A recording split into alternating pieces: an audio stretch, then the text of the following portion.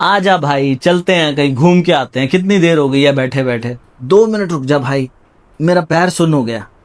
पैर सुन्न हो गया? आज के बाद तेरा पैर कभी सुन्न नहीं होगा। तू बस ये वीडियो देख ले।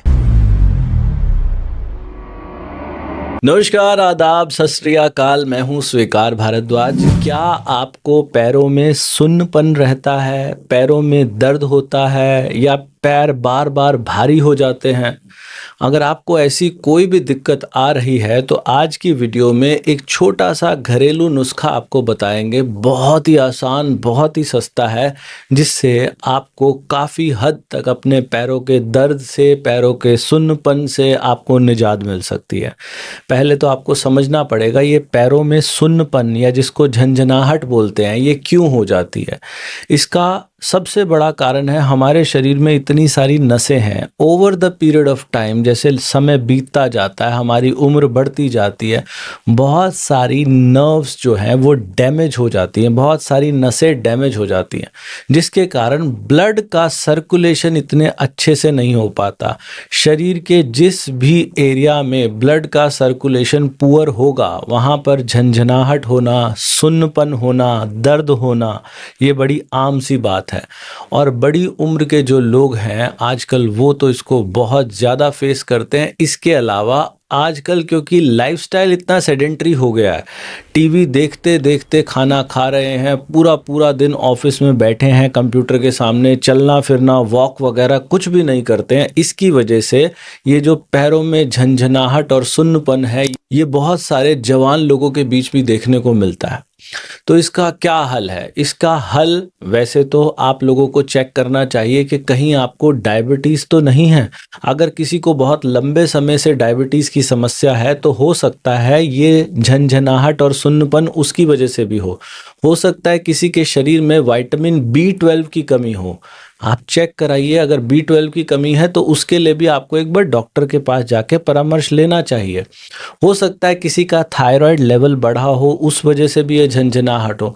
अगर वो वजह नहीं है, ब्लड की सर्कुलेशन में दिक्कत आ रही है और काफ़ी लंबे समय से इस चीज़ को झेल रहे हैं, तो आप ये घरेलू उपाय अपना कर देख सकते हैं। हम इस वीडियो के माध्यम से ऐसी कोई गारंटी नहीं दे रहे हैं कि आपका ऐसा करने से ये ठीक हो ही जाएगा। अभी तक लाखों लोग इस उपाय को आजमा कर देख चुके हैं, जिनको काफ़ी राहत मिली है। तो क्या है ये?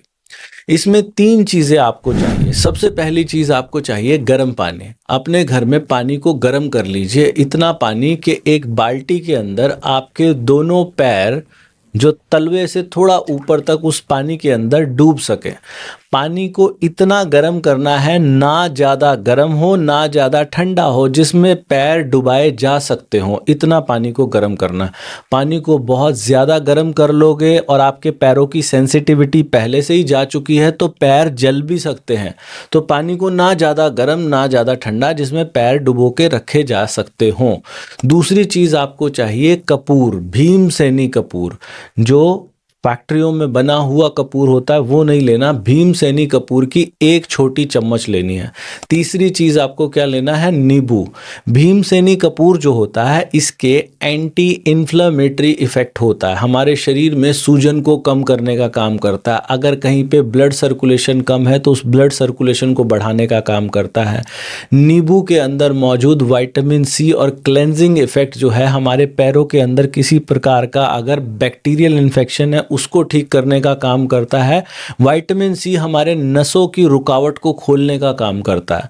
तो आपको क्या करना है, ये जो भीमसेनी कपूर है इसका पाउडर बना लीजिए। 1 चम्मच लेंगे छोटे वाला और उसको पाउडर बना लीजिए, कूट कूट के या फिर ब्लेंडर में डाल के वो पाउडर, और ये नींबू का रस, इसको 1 बाल्टी पानी के अंदर, जिसमें वो गर्म पानी था, उसके अंदर डालिए और मिला लीजिए। और उसके अंदर अपने पैरों को करीब 10 मिनट तक डाल के रखिए। पानी ज़्यादा गर्म ना हो। जब आप पाँव डालेंगे तो अचानक से कुछ लोगों को ऐसा भी महसूस होगा कि शायद पैरों में करंट सा महसूस हो रहा है, लेकिन घबराने की बात नहीं। ये एक लक्षण है कि आपके पैरों का दर्द अब ठीक होने वाला है। अपने पैरों को 10 मिनट तक डाल के रखिए और बार बार अपने पैरों को एक दूसरे के साथ मसलिए और उनकी हल्की हल्की मसाज करते रहिए। 10 मिनट के बाद एक कपड़े से अपने पैरों को बांध के करीब 10 मिनट तक ही उसको खुला नहीं छोड़ना, ठंडी हवा या एसी के अंदर नहीं रखना, 10 मिनट तक पैर को बांध के रखिए।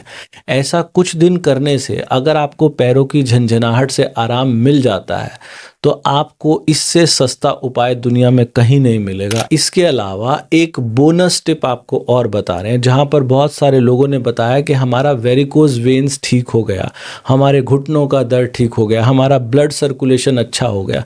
ब्लड सर्कुलेशन रुकने का एक बहुत बड़ा कारण होता है कि कहीं से शरीर में कोई नस दबी हुई हो।